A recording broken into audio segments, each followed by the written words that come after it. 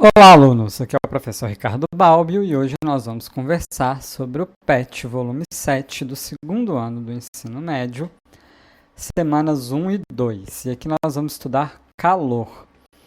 Bom, a primeira coisa que a gente tem que lembrar é do conceito de temperatura, que a gente estudou no PET, volume 6.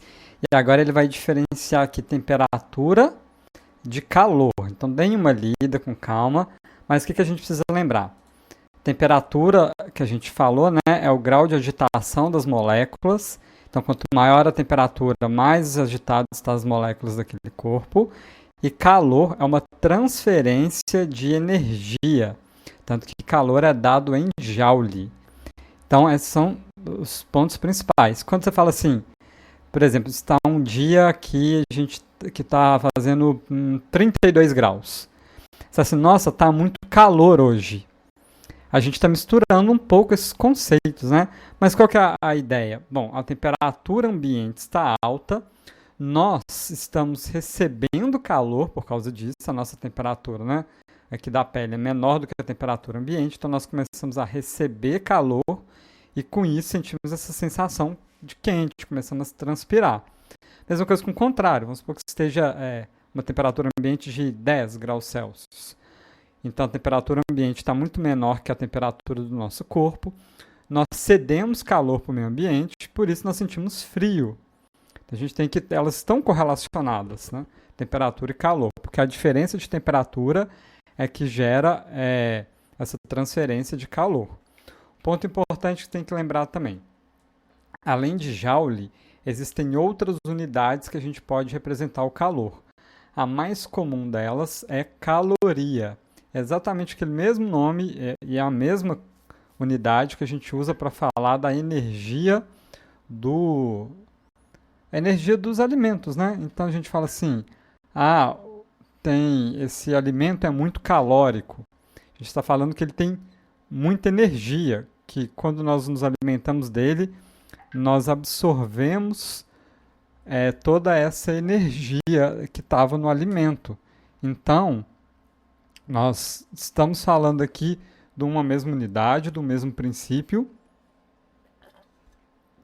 E, inclusive, vai ter atividade aqui que vai pedir para a gente compreender melhor essa relação de calorias e alimentos. Então, o alimento nada mais é do que uma energia que nós estamos absorvendo. Da mesma forma que o calor, quando a gente está estudando, né, claro que vai quebrar as moléculas, é uma energia bioquímica dos ATPs, né? Isso aí é a área de química e biologia. Mas em termos gerais, a gente tem que compreender que é a mesma unidade. Nós estamos falando de energia, seja em joule, seja em caloria. Então, uma caloria equivale a 4,18 joules. Vocês vão ter que fazer algumas conversões aqui nas unidades. Quando chegar no ponto das atividades, eu vou mostrar para vocês. Aí, o que ele vai nos mostrar aqui? Alguns conceitos importantes, mas o principal dele vai ser calor específico. Então, o que é o calor específico? Algumas pessoas têm uma dificuldade para compreender isso. Pensa comigo. Se você tem uma panela feita de um material muito pesado, sim, por exemplo, aquelas panelas feitas de pedra, sabe, aquelas pedras sabão, que é muito usado assim no interior, e você tem uma panela feita de alumínio, ambas do mesmo tamanho, e você coloca no mesmo fogão. Qual que vai esquentar primeiro? A panela de pedra ou a panela de alumínio? Então, assim, instintivamente, a gente já sabe que a panela de alumínio, rapidinho ela está quente. A panela de pedra, ela demora muito, né, até ela esquentar. O que é isso? O que tem em cada um desse material que faz com que você colocando no mesmo fogo, um esquente mais rápido e outro demore mais para esquentar? Esse é o conceito de calor específico. E o calor específico, então, vai dizer aqui, ó, se a gente olhar para as unidades dele, quantas calorias eu gasto para que 1 grama desse material eleve sua temperatura em 1 grau Celsius. Então, por exemplo, a água. Sempre que eu coloco água no fogo, o fogo está transferindo calor para a água. esse calor que pode ser medido tanto em joule quanto em caloria. Aqui nós vamos a caloria, que é 4,18 joules. Então, a cada uma caloria de energia que o fogo está transferindo para a água, 1 grama dessa água aumenta a sua temperatura em 1 grau Celsius. Então, se eu tenho, por exemplo, 100 gramas de água, eu preciso de 100 calorias para aumentar 1 grau Celsius daquelas 100 gramas de água. Ou se eu tenho 100 gramas de água e quero aumentar 10 graus Celsius, então vai ser 1.000 calorias. Então isso dá para fazer conta, dá para a gente, né, usando aqui essas unidades, eu saber quanto de energia eu gasto para que uma certa quantidade de matéria suba uma certa quantidade da temperatura. Esse é o conceito de calor específico. Mas o que, que ele representa no final das contas? Aquilo que eu dei o exemplo da panela. Se esse material esquenta mais rápido ou mais devagar quando colocado no mesmo fogo. Essa é a ideia principal deste conceito de calor específico. Você não precisa decorar esses valores de calor específico. O problema vai te dar, a não ser que o problema te dê todas as outras variáveis e te peça justamente para calcular o calor específico daquele material. Então imagine que você tem uma rocha e que você não sabe do que essa rocha é feita. Mas você tem uma balança e você tem um medidor de temperatura, você tem um termômetro. Você pesa essa rocha, tá, ela tem tantas gramas.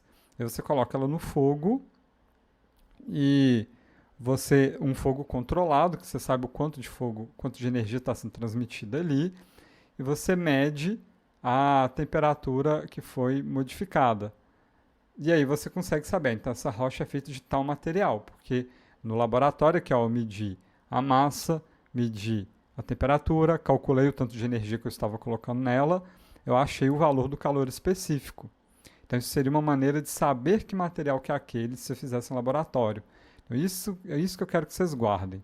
Calor específico está ligado ao material daquele objeto e vai dizer se ele aquece mais devagar ou mais rápido, estando no mesmo fogo, estando com a mesma fonte de energia transferindo ali para ele.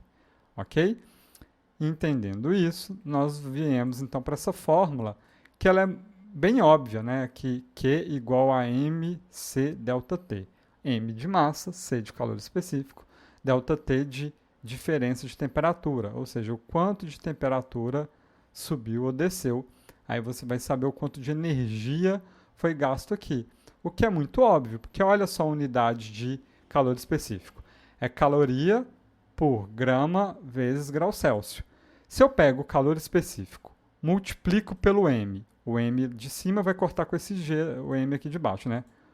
O G de cima com o G de baixo, e multiplico por ΔT, então corta esse ΔC aqui, sobra o quê?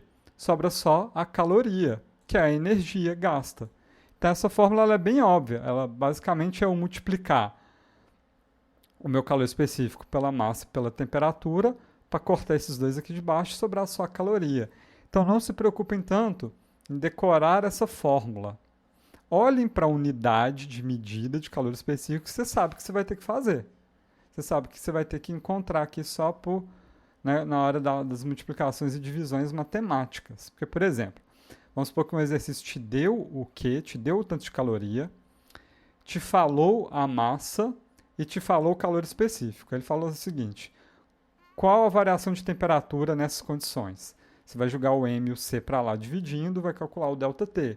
Isso tudo nada mais é do que cortar nessas essas unidades e chegar no valor que você quer. Então, tenham desenvoltura muito mais com a unidade de medida, neste caso aqui, do que com a fórmula em si. A fórmula é só uma consequência dela.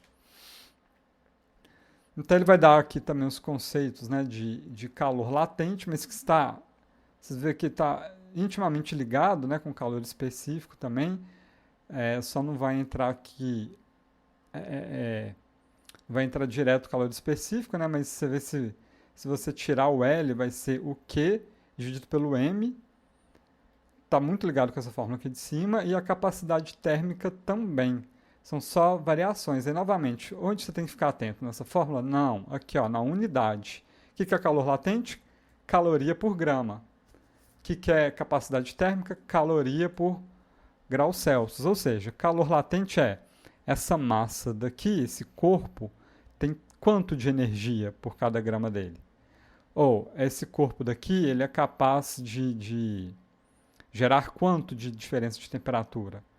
É basicamente essas perguntas que essas unidades respondem, mas elas estão intimamente ligadas ali com o calor específico daquele material, ok? Bom, aí tem mais algumas referências aqui para vocês saberem mais, e vem as atividades. Só tem uma atividade que é mais com cálculo. Tá, a primeira, a diferença entre temperatura e calor, nós já conversamos aqui. Duas para responder de múltipla escolha, bem tranquilas também. Aí vem a 4, que é uma aplicação direta daquela fórmula Q igual a mc delta T. Então você tem uma queda de temperatura, então o delta T aqui. Você tem o calor específico e você tem a massa. Aplicação direta. Então, não tem dificuldade nenhuma, é só jogar na fórmula. Já está tudo nas unidades certinhos aqui, né? Então você não precisa preocupar também com unidade. É só mandar ver na fórmula lá.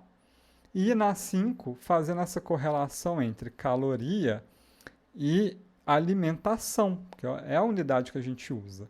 Então ele dá essa tabela aqui com alguns tipos de alimento, todos com a mesma porção de 100 gramas, só que 100 gramas de cada alimento aí ele dá uma ideia do que representa, né, 100 gramas de cada alimento, e a energia em calorias, lembrando que caloria é outra forma de representar joule, mas aqui fica melhor representar em caloria, dos alimentos. Veja que tem um K antes daqui, né, então é quilocalorias, ou seja, não é 15 calorias, é 15.000 calorias.